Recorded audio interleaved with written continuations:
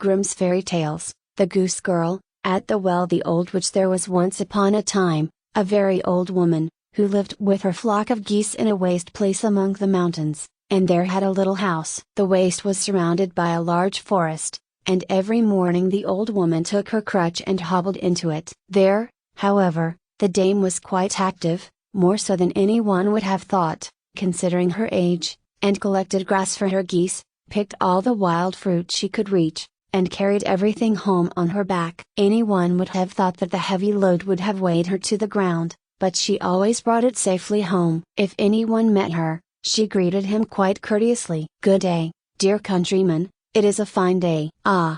You wonder that I should drag grass about, but everyone must take his burden on his back." Nevertheless, people did not like to meet her if they could help it, and took by preference a roundabout way. And when a father with his boys passed her, he whispered to them, "Beware of the old woman. She has claws beneath her gloves. She is a witch." One morning, a handsome young man was going through the forest. The sun shone bright, the birds sang, a cool breeze crept through the leaves, and he was full of joy and gladness. He had as yet met no one, when he suddenly perceived the old witch kneeling on the ground cutting grass with a sickle. She had already thrust a whole load into her cloth, and near it stood 2 baskets, which were filled with wild apples and pears. "But, good little mother," said he, "how can you carry all that away?" "I must carry it, dear sir," answered she. "Rich folks' children have no need to do such things, but with the peasant folk the saying goes, don't look behind you, you will only see how crooked your back is."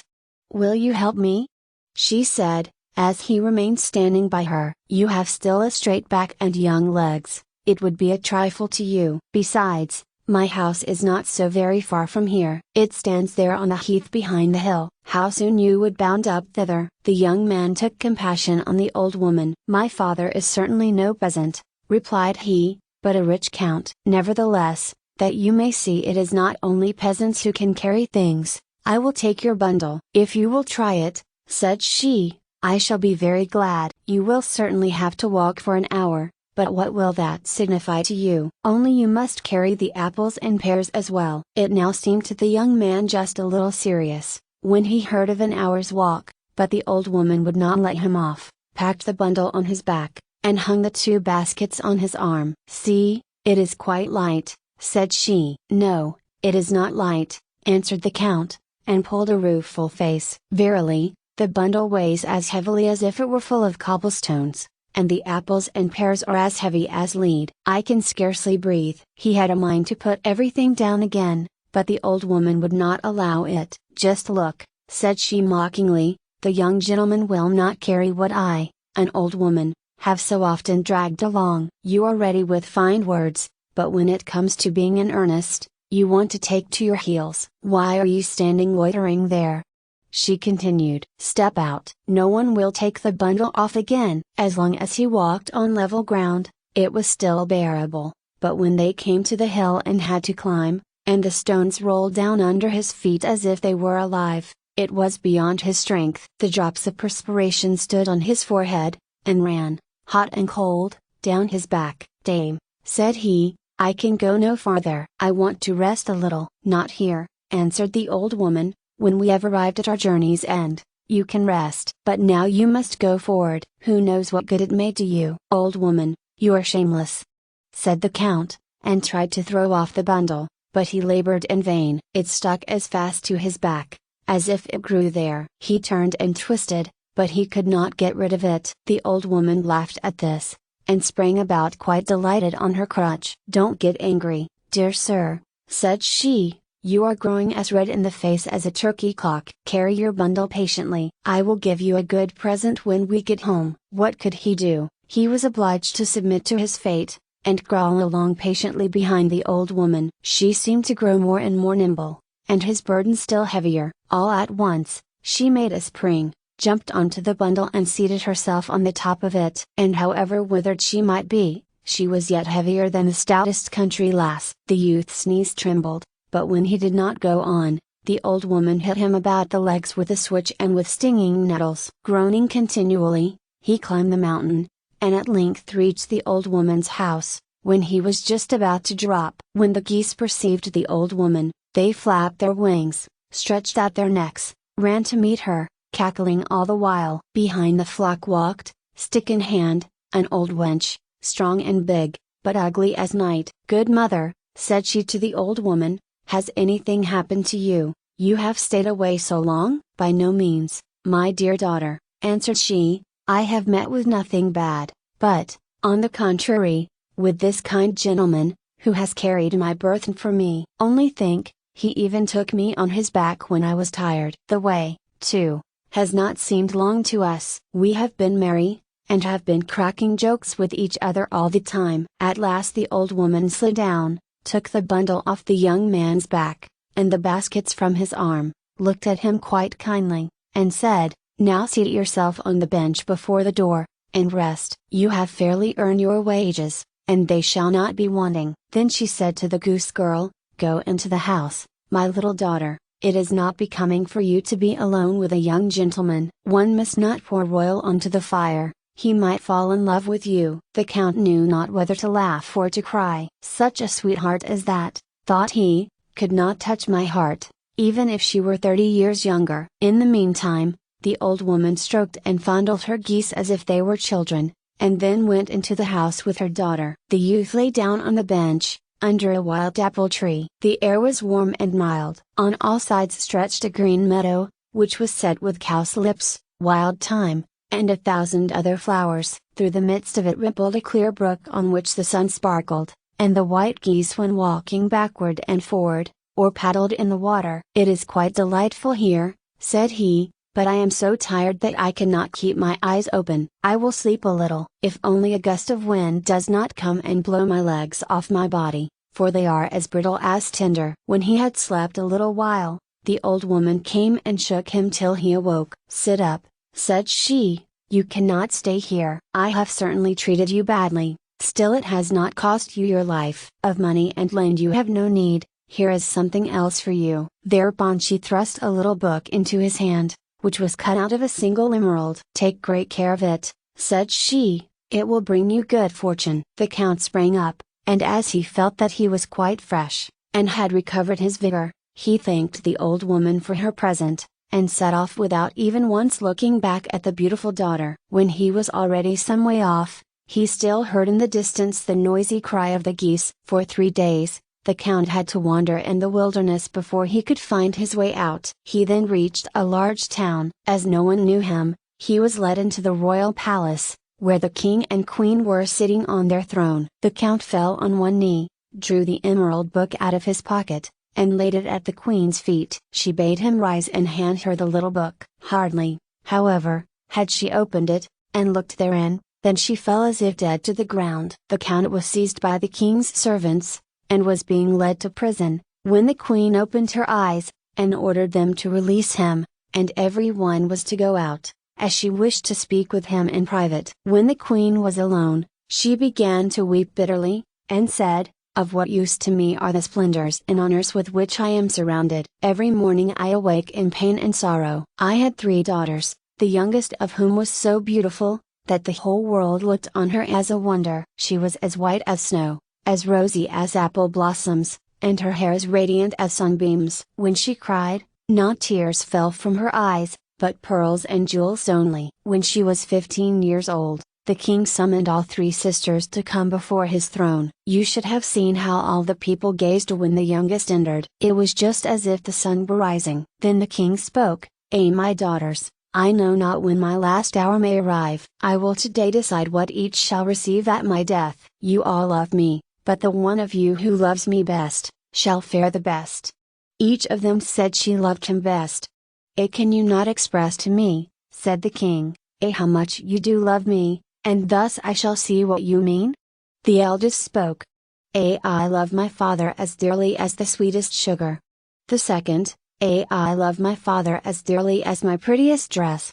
But the youngest was silent. Then the father said, and you, my dearest child, how much do you love me?" I do not know, and can compare my love with nothing." But her father insisted that she should name something. So she said at last, "At the best food does not please me without salt, therefore I love my father like salt." When the king heard that, he fell into a passion and said, If you love me like salt, your love shall also be repaid with salt. Then he divided the kingdom between the two elder, but caused a sack of salt to be bound on the back of the youngest, and 2 servants had to lead her forth into the wild forest. We all begged and prayed for her, said the queen, but the king's anger was not to be appeased. How she cried when she had to leave us! The whole road was strewn with the pearls which flowed from her eyes. The king soon afterward repented of his great severity, and had the whole forest searched for the poor child, but no one could find her. When I think that the wild beasts have devoured her, I know not how to contain myself for sorrow. Many a time I console myself with the hope that she is still alive, and may have hidden herself in a cave, or has found shelter with compassionate people. But picture to yourself, when I opened your little emerald book, a pearl lay therein, of exactly the same kind as those which used to fall from my daughter's eyes. And then you can also imagine how the sight of it stirred my heart. You must tell me how you came by that pearl. The count told her that he had received it from the old woman in the forest, who had appeared very strange to him, and must be a witch. But he had neither seen nor heard anything of the queen's child. The king and the queen resolved to seek out the old woman. They thought that there where the pearl had been, they would obtain news of their daughter. The gray mask, the old woman was sitting in that lonely place at her spinning wheel, spinning. It was already dusk, and a log which was burning on the hearth gave a scanty light. All at once, there was a noise outside. The geese were coming home from the pasture, and uttering their hoarse cries. Soon afterward the daughter entered, but the old woman scarcely thanked her, and only shook her head a little. The daughter sat down beside her, took her spinning wheel, and twisted the threads as nimbly as a young girl. Thus they both sat for 2 hours, and exchanged never a word. When the gray mask fell off, her golden hair broke forth at last, something rustled at the window, and 2 fiery eyes peered in. It was an old night owl, which cried, "You!" 3 times. The old woman looked up just a little, then she said, "Now, my little daughter, it is time for you to go out and do your work." She rose and went out. And where did she go? Over the meadows, ever onward into the valley. At last, she came to a well, with 3 old oak trees standing beside it. Meanwhile the moon had risen large and round over the mountain, and it was so light that one could have found a needle. She removed a skin which covered her face, then bent down to the well, and began to wash herself. When she had finished, she dipped the skin also in the water, and laid it on the meadow, so that it should bleach in the moonlight, and dry again. But how the maiden was changed! Such a change as that was never seen before. When the gray mask fell off, her golden hair broke forth like sunbeams, and spread about like a mantle over her whole form. Her eyes shone out as brightly as the stars in heaven, and her cheeks bloomed a soft red like apple blossoms. But the fair maiden was sad. She sat down and wept bitterly. One tear after another forced itself out of her eyes, and rolled through her long hair to the ground. There she sat, and would have remained sitting a long time, if there had not been a rustling and cracking in the boughs of the neighboring tree. She sprang up like a roe which has been overtaken by the shot of the hunter. Just then the moon was obscured by a dark cloud, and in an instant the maiden had slipped on the old skin and vanished, as does a light blown out by the wind. She ran back home, trembling like an aspen leaf. The old woman was standing on the threshold, and the maiden was about to relate what had befallen her. But the old woman laughed kindly, and said, "I already know it." She led her into the room and lighted a new log. She did not, however, sit down to her spinning again, but fetched a broom and began to sweep and scour. "All must be clean and sweet," she said to the maiden. "But, mother," said the maiden, "why do you begin work at so late an hour? What do you expect?" "Do you know then what time it is?" asked the old woman. "Not yet midnight," answered the maiden, "but already past 11 o'clock." "Do you not remember," continued the old woman, "that it is 3 years today since you came to me? Your time is up, we can no longer remain together." The maiden was terrified, and said, "Alas! Dear mother, will you cast me off? Where shall I go? I have no friends, and no home to which I can go. I have always done as you bade me, and you have always been satisfied with me. Do not send me away." The old woman would not tell the maiden what lay before her. "My stay here is over," she said to her, "but when I depart, house and parlor must be clean, therefore do not hinder me in my work. Have no care for yourself. You shall find a roof to shelter you, and the wages which I will give you shall also content you. But tell me what is about to happen." The maiden continued to entreat. "I tell you again, do not hinder me in my work. Do not say a word more. Go to your chamber, take the skin off your face, and put on the silken gown which you had on when you came to me, and then wait in your chamber until I call you." The goose girl. But I must once more tell of the king and queen, who had journeyed forth with the count in order to seek out the old woman in the wilderness. The count had strayed away from them in the wood by night,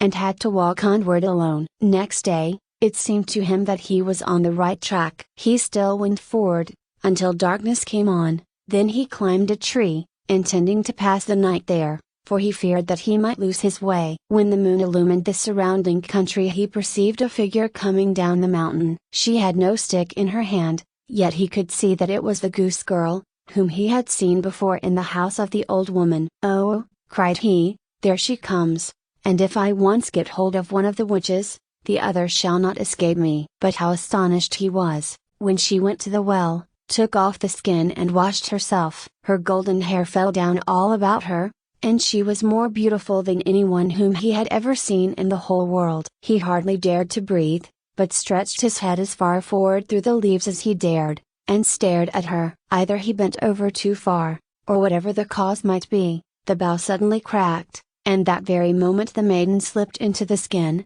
sprang away like a roe, and as the moon was suddenly covered, disappeared from his eyes. Hardly had she disappeared, before the count descended from the tree, and hastened after her with nimble steps. He had not gone far before he saw, in the twilight, two figures coming over the meadow. It was the king and queen, who had perceived from a distance the light shining in the old woman's little house, and were going to it. The count told them what wonderful thing he had seen by the well, and they did not doubt but that she was their lost daughter. They walked onward full of joy, and soon came to the little house. The geese were sitting all round it, and had thrust their heads under their wings and were sleeping, and not one of them moved. The king and queen looked in at the window. The old woman was sitting there quietly spinning, nodding her head and never looking round. The room was perfectly clean, as if the little mist men, who carry no dust on their feet, lived there. Their daughter, however, they did not see. They gazed at all this for a long time. At last they took heart,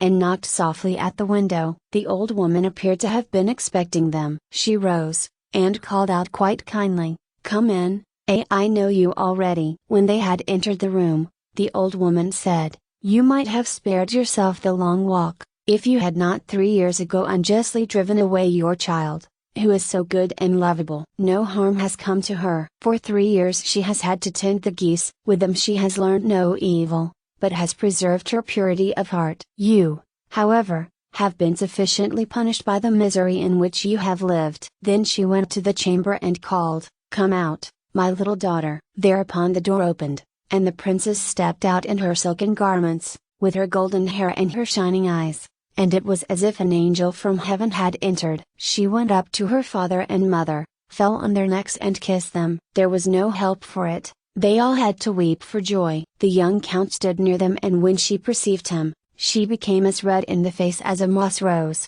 She herself did not know why. The king said, "My dear child, I have given away my kingdom, what shall I give thee?" "She needs nothing," said the old woman. "I give her the tears that she has wept on your account. They are precious pearls, finer than those that are found in the sea, and worth more than your whole kingdom, and I give her my little house as payment for her services." When the old woman had said that, she disappeared from their sight. The walls rattled a little, and when the king and queen looked round, the little house had changed into a splendid palace, a royal table had been spread, and the servants were running hither and thither. The end.